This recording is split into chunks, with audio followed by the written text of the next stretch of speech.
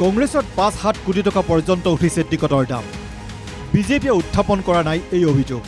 এইবাৰ অভিযোগ উত্থাপন কৰিছে কংগ্ৰেছৰ প্ৰাক্তন বিধায়ক সদ্য দল ত্যাগী আবু তাহেৰ বেপাৰীয়ে। জিলা পৰিষদৰ নিৰ্বাচনতো ব্যাপক হাৰত ধনৰ লেনদেন হোৱাৰ অভিযোগ উত্থাপন কৰে AIDFত যোগদান কৰা প্ৰাক্তন বিধায়কজনে। কংগ্ৰেছৰ টিকটৰ দাম বৃদ্ধিত অখিল গগৈয়ে মধ্যভোগীৰ ভূমিকা লোৱাৰ অভিযোগ উত্থাপন কৰিলে আবু তাহেৰ বেপাৰীয়ে।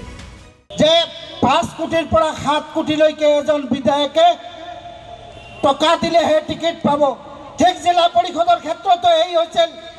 এজন জিলা পৰিষদৰ সদস্য ৫০ লাখৰ পৰা ৬০ লাখলৈকে দি টিকেট লৈছিল।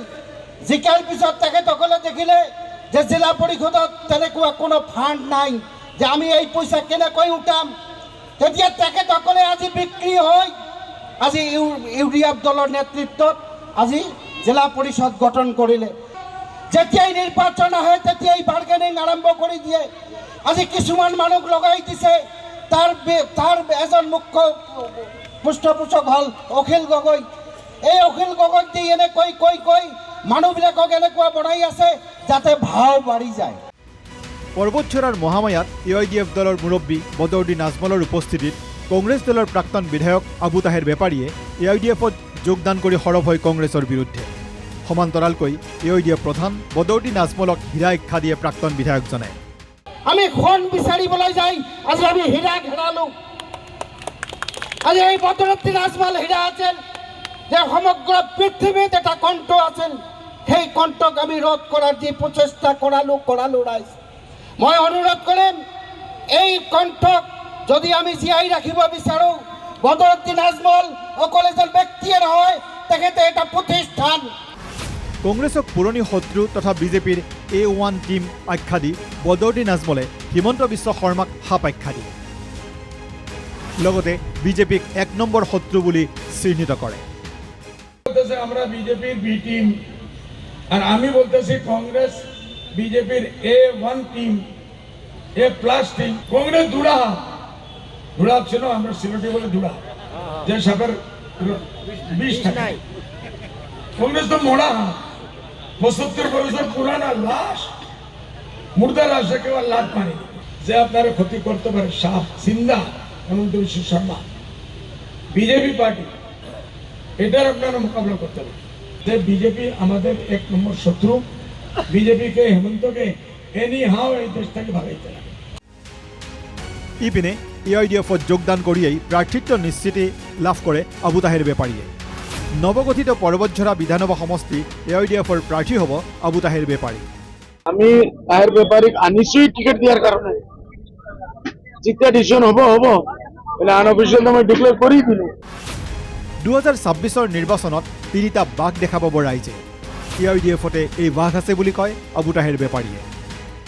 ২০২৬ চনত টাইগাৰ অকল সিহঁতসকলে নহয়, টাইগাৰ আজি ৩টা জন্ম হ'ল। এটা হ'ল বদৰুদ্দিন আজমল, দ্বিতীয়টো হ'ল সিৰাজউদ্দিন আজমল, তৃতীয়টো হ'ল আবু তাহেৰ বেপাৰী। সংখ্যালঘুৰ হৈ মাত মতাৰ সুবিধা নোপোৱাৰ বাবেই কংগ্ৰেছ ত্যাগ কৰা বুলি কৈ আবু তাহেৰ বেপাৰীয়ে কংগ্ৰেছৰ বাবে উচ্ছেদ হোৱাৰ অভিযোগ উত্থাপন কৰি উচ্ছেদৰ বিৰোধিতা কৰে। আজি এই ঠাণ্ডাৰ দিনত উচ্ছেদ কৰিছে, আজি পৰীক্ষাৰ সময়ত উচ্ছেদ কৰিছে। আটাইতকৈ দুখ লাগে যে পৰীক্ষাৰ সময়ত উচ্ছেদ কৰিছে। আমি কওঁ যে সকলোৱে শিক্ষিত হ'ব লাগে, তো তাত আমি বাধাৰ সৃষ্টি কৰাইছে। এইবিলাক কাৰণত আমি দেখিলোঁ যে না, কংগ্ৰেছত থাকি আমি এইবিলাক প্ৰতিবাদ কৰিলে আমি মাইনাছ হৈ যাওঁ, আমি ক'ব নোৱাৰোঁ, কোৱাৰ অধিকাৰে নাই। কংগ্ৰেছত এক ব্যৱধান সৃষ্টি হোৱা বুলি দাবী কৰে আবু তাহেৰ বেপাৰীয়ে। আৰু এই ব্যৱধান যে নতুন নহয় তাৰ উদাহৰণ দাঙি ধৰে প্ৰাক্তন বিধায়কজনে। BTADত সংঘটিত গোষ্ঠী সংঘৰ্ষৰ বিৰোধিতা কৰাৰ বাবেই ছিদ্দিক আহমেদক তাৎক্ষণিকভাৱে অপসাৰণ কৰাৰ গুৰুতৰ অভিযোগ উত্থাপন কৰে আবু তাহেৰ বেপাৰীয়ে। BTADৰ গোষ্ঠীগত সংঘৰ্ষত তেতিয়া আপোনালোকে দেখিছিল যে আমি কিছুমান বিৰোধ কৰাৰ কাৰণে ছিদ্দিক আহমেদ ডাঙৰীয়াক মন্ত্ৰীৰ পৰা মানে সেইদিনাই ড্ৰপ কৰি দিয়া। বিজেপিক ১ নম্বৰ শত্ৰু বুলি চিনাক্ত কৰিলেও AIDFৰ খেলা হ'ব কিন্তু কংগ্ৰেছৰ লগতে। ৩০-৩৫টা সমষ্টিত প্ৰতিদ্বন্দ্বিতা কৰিবলৈ প্ৰস্তুতি চলোৱা দলটোৱে ২০-২১টা সমষ্টিত বিজয়ৰ সম্ভাৱনা দেখা পাইছে। এনে ক্ষেত্ৰত কংগ্ৰেছে উজনি এৰি দিয়াৰ অভিযোগ উত্থাপন কৰি সংখ্যালঘু সমষ্টিত দলটোৱে প্ৰতিদ্বন্দ্বিতা কৰিলে খেলা হ'ব বুলি কয় বদৰুদ্দিন আজমলে। আনহাতে অখিল গগৈৰ অসমীয়া এলেকাত ঠাই নাই বুলি দাবী কৰে আজমলে। এইবাৰ অখিল গগৈক সমুদ্ৰত নিক্ষেপ কৰিবলৈ কঁকালত টঙালি বান্ধিছে বদৰণি ৰাজবলৰ দলে। 22টা সিটে তারাও 22টা দিব, আমরাও 22টা দিব। তারপরে দেখা দিব খেলা হবে, খেলা হবে না, হবে না না। কেন অখিল গগৈ আসামি এলাকার তো জায়গাই নাই, আমাদের এখানে একেবারে এরকমই তো করে, আর কি করে। কসম খাও এইবার বদরুদ্দিনকে আমরা বিজেপিকে বদরুদ্দিনকে নিয়ে নদীত পাঠাই না, আরে তোরে নিয়ে আমরা সমুদ্রে পাঠাই। নিৰ্বাচনী বতৰত সাপ বাঘ সকলো ওলাইছে। এতিয়া ৰাইজে চাৰ্কাছ উপভোগৰ বাবে সময় উলিয়ালেই হ'ল। বিলাসীপাৰাৰ পৰা অবিনাশ চিলৰ ৰিপৰ্ট, NKTV+।